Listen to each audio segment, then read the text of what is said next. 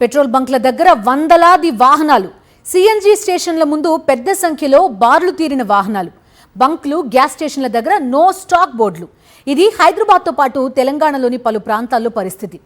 అవసరానికి సరిపడా petrol, diesel ఉందని రాష్ట్ర ప్రభుత్వం చెప్తున్నప్పటికీ ఆందోళనకు గురవుతున్న వినియోగదారులు పెట్రోల్, డీజిల్ కోసం పెద్ద సంఖ్యలో తమ ప్రాంతంలోని బంకుల వద్ద క్యూ కడుతున్నారు. ఇరాన్పై ఇజ్రాయెల్తో కలిసి అమెరికా చేస్తున్న యుద్ధం పెట్రోల్, డీజిల్, ఎల్పీజీ సప్లైపై తీవ్ర ప్రభావం చూపుతోంది. యుద్ధం మొదలైన తర్వాత పెద్దగా లేని ప్రభావం ఆ తర్వాత పెరుగుతూ వచ్చింది. గ్రేటర్ హైదరాబాద్తో పాటు తెలంగాణలోని వివిధ జిల్లాలలో నో స్టాక్ బోర్డులు కనిపించడం మొదలయ్యాయి. ఒకవైపు ఆయిల్ కంపెనీలు అవసరమైన ఆయిల్ స్టాక్స్ ఉన్నాయని చెప్తున్నాయి.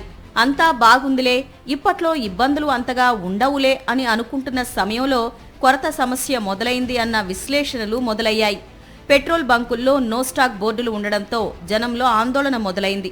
నో స్టాక్ బోర్డులు సోషల్ మీడియాలో వైరల్ కావడంతో వినియోగదారులు మంగళవారం సాయంత్రం నుంచి పలు చోట్ల పెట్రోల్ బంకుల ముందు క్యూ కట్టడం మొదలుపెట్టారు. బుధవారం ఉదయం కూడా గ్రేటర్ హైదరాబాద్ పరిధిలో పలు పెట్రోల్ బంకుల వద్ద 4 వీలర్స్తో పాటు 2 వీలర్స్ క్యూలు కనిపించాయి. పెట్రోల్, డీజిల్ దొరకదన్న ఆందోళనతో ట్యాంక్ ఫుల్ చేయించుకునేందుకు వాహన యజమానులు ఉత్సాహం చూపడం వల్ల పరిస్థితి మరింత తీవ్రమవుతోంది. పెట్రోల్ బంకుల ముందు పెద్ద సంఖ్యలో వాహనాలు చేరుతుండడంతో హైదరాబాద్లోని పలు ప్రాంతాల్లో ట్రాఫిక్ జామ్ అవుతోంది. పెట్రోల్, డీజిల్ కోసం జనం గంటలు గంటలు బంకుల ముందు వెయిట్ చేస్తున్నారు.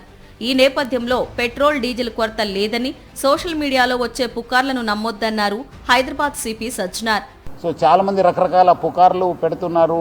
అలాంటి ఎవరు పుకార్లు నమ్మొద్దు, పబ్లిక్ ఎవరు కూడా ప్యానిక్ కావద్దు. సఫిషియెంట్ ఫ్యూయల్ ఉంది మా దగ్గర, 60 రోజుకు సరిపోయేంత ఫ్యూయల్ ఉంది. మనం చాలా డీటెయిల్గా రివ్యూ చేయడం జరిగింది. సో పబ్లిక్ ఎవరు కూడా ప్యానిక్ అయ్యి పెట్రోల్ బంక్స్ దగ్గర చేరొద్దు, మీకు సఫిషియెంట్ స్టాక్ ఉంటుంది. 60 రోజులకు సరిపడా పెట్రోల్ రాష్ట్రంలో ఉందని ఆయన స్పష్టం చేశారు. కృత్రిమ కొరత సృష్టిస్తే కఠిన చర్యలు తీసుకుంటామని హెచ్చరించారు.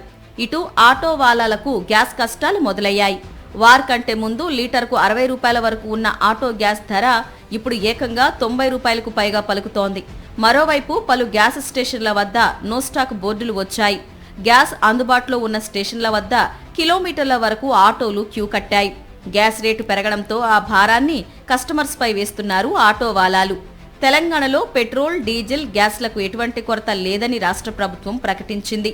ప్రస్తుతం ఉన్న పరిస్థితులపై సీఎం రేవంత్ రెడ్డి ఉన్నతాధికారులతో సమీక్ష సమావేశం నిర్వహించారు. ఎక్కడా కూడా బ్లాక్ మార్కెటింగ్కు అవకాశం లేకుండా కఠిన చర్యలు తీసుకోవాలని అధికారులను ఆదేశించారు.